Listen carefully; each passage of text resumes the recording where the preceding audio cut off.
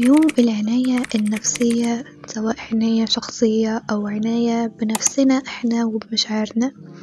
اليوم ده بيكون بعد فترة عصيبة جدا، أو احنا مثلا مش عارفين ان احنا ننظم حياتنا، أو في عندنا لخبطة كتيرة هتحصل، أو حتى عشان نستعد لفترة جديدة جاية في حياتنا.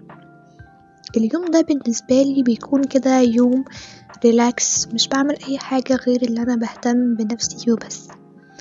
اول حاجه عملتها واللي انا انصحكم انكم تعملوها بجد، انكم تعملوها حالا، ما تستنوش، انكم تجيبوا ورقه وقلم، اي ورقه عندكم، اي ورقه، وتكتبوا فيها كده المشاعر السلبيه، تبداوا تعبروا فيها عن اي حاجه مضايقاكوا، عن اي احداث حصلت لسه مأثره فيكوا، سواء حصلت من شويه، من يومين، من شهر، من سنه.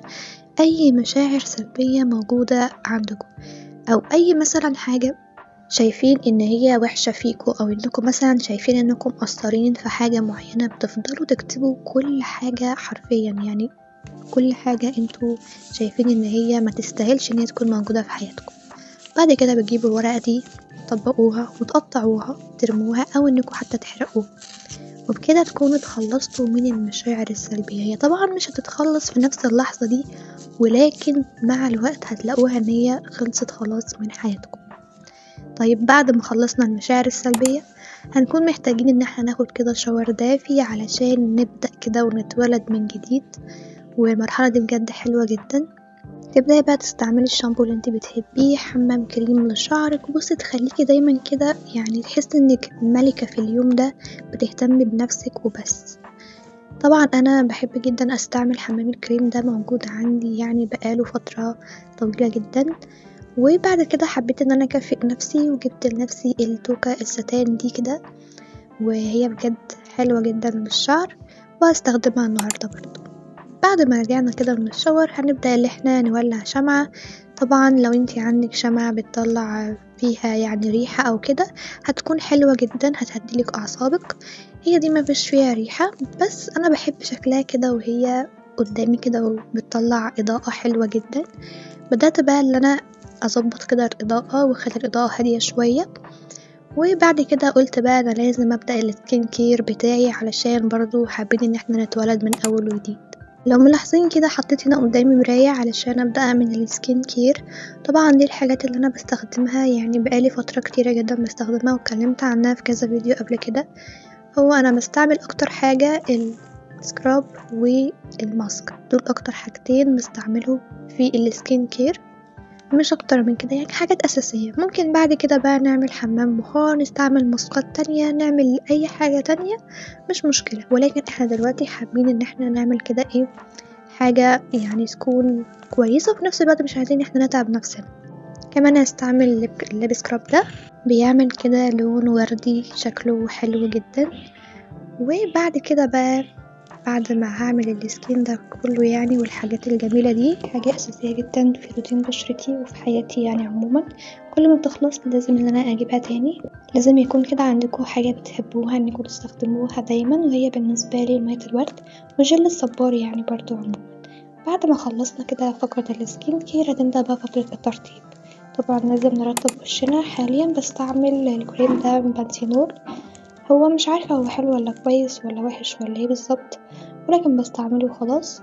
برطب شفايفي هنا بفازلين، مش برطبه بأي مرطب شفايف. واخر حاجة طبعا هنا هرطب ايدي بكير النمور. وبالنسبة لي يعني ده كده خلاص، انا البرفكت روتين بالنسبة لي. عايزة اوريكم بقى دلوقتي حاجة تحفة جدا. هستعمل هنا الليب جلوس ده من ويسبر دي البراند بتاعتي للليب جلوس. عايزاكوا بس ان انتوا تبصوا كده على الحلاوة والجمال اللي انا عاملاه ده. الشيد دي اللي انا عاملاه دي شيد جاسمين، هي كده نوت شوية. واحلى حاجة في الليب جلوس اللي انا بعمله ان هو بيكون بيرطب، يعني انا كان ممكن استغنى عن فقرة الترطيب دي واستعمله هو على طول، كان هيرطب لي وفي نفس الوقت هيديني شكل حلو جدا. هسيب لكم لينك الانستجرام في الوصف علشان لو انتوا حابين انكم تطلبوا. بعد كده بقى الفقرة المحببة لقلبي هي فقرة القراءة. لازم ان انا اقرأ وافصل شوية عن العالم. واحلى حاجة مع ضوء الشمعة الجميل اللي انا عاملاها دي، حرفيا هنا القراءة بتكون في حتة تانية بجد، اللي هو خلاص انا بقرأ وهروح انام خلاص. الكتاب اللي أنا بقراه حاليًا هو كتاب الحب، هو الكتاب اسمه كده، بيتكلم عن علاقة الحب بين الرجل والمرأة، وإزاي اللي إحنا نعرف إن هل المرأة اللي بتحب أكتر أو الرجل، وليه لازم إن الإنسان يحب أي حاجة ليها علاقة بالحب عمومًا، وطبعًا يعني هو كتاب لطيف ولكن لسه مخلصتوش، وهابقى يعني أكلمكوا عنه أكيد على الإنستجرام لما أخلص الكتاب. وبعد ما نخلص طبعًا فقرة القراءة الجميلة بتاعتنا دي هنروح على المرحلة التانية، طبعًا أنصحكم بشدة إنكم لازم تقرأوا، القراءة عمرها ما كانت هواية، القراءة هي حاجة كده بتسلي الروح.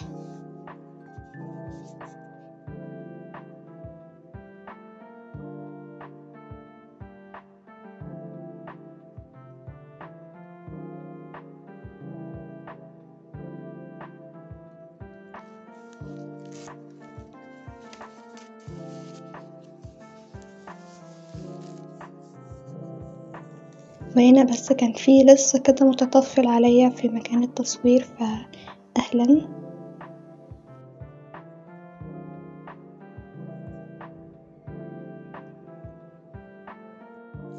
وآخر حاجة بقى عشان نختم اليوم الجميل بتاعنا والself care اللي احنا خصصناه لنفسنا، هنبدأ بقى اللي احنا نتفرج على حاجة احنا بنحبها وبنفضلها، ظبطت هنا الإضاءة كده ووطيت الإضاءة شوية واكتفيت بس بالشمعة، وتتفرجي بقى على أي حاجة انتي بتحبيها، كرتون، مسلسل، فيلم، أي حاجة انتي بتحبيها، محدش هيقولك أي حاجة.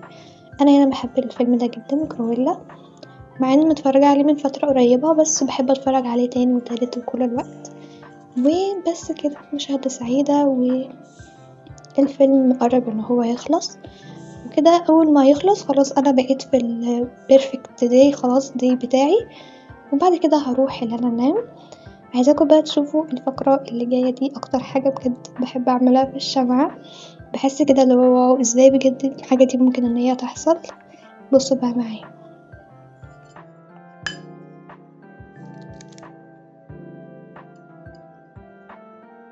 وبس كده الفيديو خلص، متنسوش تعملوا لايك وتشتركوا لو الفيديو عجبكم. باي باي.